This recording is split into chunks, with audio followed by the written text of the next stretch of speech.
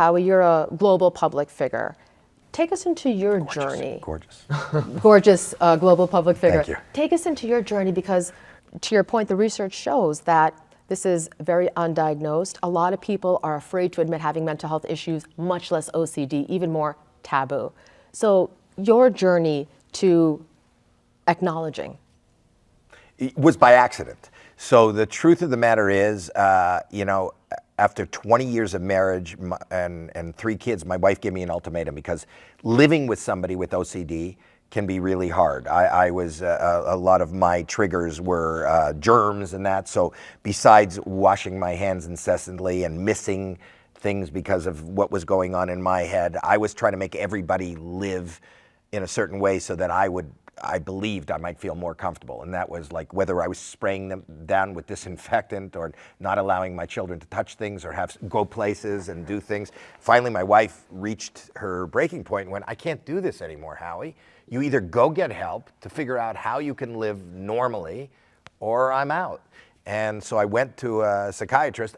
Luck would have it, and most people don't have this experience, and this is why NOCD is good. As luck would have it, this person was kind of schooled in OCD. I got diagnosed. But even at that point, with getting diagnosed, as much as I went, oh, so this is a thing? This is a thing that you know, and you have some answers to how you can make my life and my family's life better. But I'm not going to tell anybody. I don't want to tell anybody I have a mental health problem. We don't talk about mental health. I always say it's imperative to talk about our mental health the way we talk about our dental health. You'll say you had a root canal, you'll say you had a bad back, but you won't say, I can't function right now, and I can't stop crying, and I can't touch anything, and I don't want to be in a room with anybody, and I have these incredibly dark, intrusive thoughts. It's all very scary and weird, and I come from a generation that doesn't talk about it, and I happened to go on the Howard Stern show. It was in my book.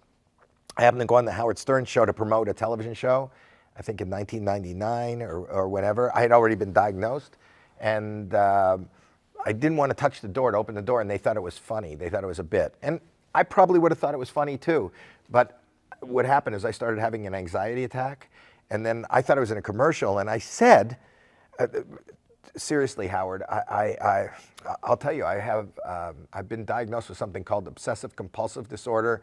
I'm medicated. I go see a psychiatrist. You got to open the door. You're going to have to call 911. And they opened the door, and I went out in the hall, and I heard over the speakers, we were broadcasting. I didn't know we were broadcasting, and I was devastated by the fact that, that I had broadcast that I have a mental health problem. I thought that was the end of my career. I thought that I had totally embarrassed my entire family and my children. How are they going to go to school the next day? I was so devastated that I wanted to run into traffic. And when I got down the stairs in Manhattan, and I was kind of debating how to do this, somebody came up in my periphery and went, are you Howie Mandel? And I went, yeah. And they go, were you just on Howard Stern? And I went, yeah. And they went, me too. And I went, what does that mean? And they go, I have that. I've been diagnosed with that, and I've never heard anybody talk about it. Can I thank you? Can I thank you?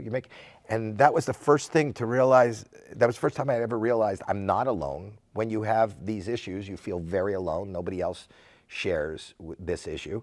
And then, this is before the internet, I started getting flooded with mail and people who had heard it. And from then on, I decided to just talk about it.